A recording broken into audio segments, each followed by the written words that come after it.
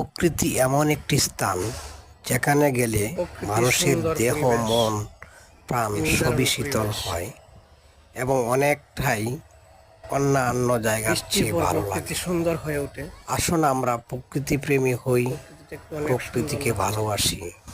আর বিশেষ করে সবুজ বনানীর কাছে গেলে মানুষের চোখের দৃষ্টিগুলো যখন সবুজ বনানীর মাঝে পড়ে তখন দৃষ্টিশক্তি বেড়ে যায়। আসুন আমরা প্রকৃতিকে ভালোবাসি, প্রকৃতির প্রেমী হই।